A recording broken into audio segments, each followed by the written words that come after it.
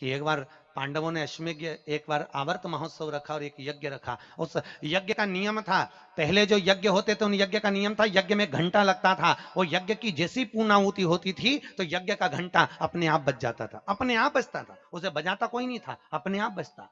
आज यज्ञ का घंटा नहीं बजा तो युधिष्ठिर ने पंडितों से पूछा, ब्राह्मणों आपने यज्ञ करवाया पर ये यज्ञ का घंटा नहीं बजा।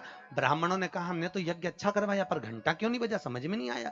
तब इतने में ब्राह्मणों में से एक ब्राह्मण यज्ञाचार्य ने कहा, मुझे लगता है यज्ञ दो तरह का होता है, एक यज्ञ जो अग्नि में सांकल्य दी जाती है तो अग्नि देवता प्रसन्न होते हैं, और दूसरा यज्ञ वो कि भंडारा किया जाए और लोगों के मुंह में भोजन दिया जाए, वो यज्ञ भी प्रबल होता है। महाराज हमको लगता है यहाँ दोनों यज्ञ हुए, एक यज्ञ आहुतियों का, एक यज्ञ भंडारे का। मुझे लगता है भंडारे में कोई भूखा रह गया है, कोई भूखा है। अब वो भूखे व्यक्ति को ढूंढो। पांडव गए और पांडव जाकर जरा पता करो कि भूखा कौन है अपने नगर में, यज्ञ का घंटा बजेगा।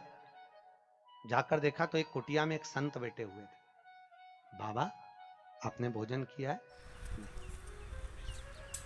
आपने भोजन नहीं किया? नहीं। क्यों नहीं किया? मैं काय को भोजन करूं, भंडारा हो रहा, चलो भोजन करो। नहीं नहीं मैं नहीं करता। भंडारे में भोजन नहीं करोगे? नहीं। क्यों नहीं करोगे? मैं उसके घर में भोजन करता हूं जो मेरे को 108 अश्वमेध यज्ञ का पुण्य देता। पांडव मेरे को 108 अश्वमेध यज्ञ का पुण्य देते, मैं उनका भोजन कर लूंगा। अब पांडवों ने सोचा अपनी जिंदगी में पहला तो अश्वमेध यज्ञ कर रहे हैं और 108 अश्वमेध यज्ञ तो हमने कभी जिंदगी में नहीं करे, तो हम इसको पुण्य कहां से दे बाबा को। पांडव चले गए। द्रौपदी ने पूछा कोई मिला? हाँ एक संत मिला है पर 108 अश्वमेध यज्ञ का पुण्य मांग रहा है। द्रौपदी ने कहा चलो मैं लेके आती हूँ उस बाबा को। द्रौपदी गई, रथ लाया गया। द्रौपदी ने कहा रथ में बैठ कर नहीं जाऊंगी, पैदल जाऊंगी। चप्पल लाई, द्रौपदी ने कहा नग्न पैर से जाऊंगी। नंगे पैर द्रौपदी उस संत के दरवाजे पर पहुंच गई। बाबा चलो हमारे यहाँ यज्ञ हुआ है, भंडारे का भोजन करना। बाबा कहते हैं द्रौपदी तुझे मालूम नहीं, मुझे 108 अश्वमेध यज्ञ का पुण्य दे दे, मैं तेरे यहाँ भोजन कर लूंगा। द्रौपदी ने कहा लो बाबा संकल्प छोड़ती हूँ और 108 अश्वमेध यज्ञ का पुण्य तुमको देती हूँ।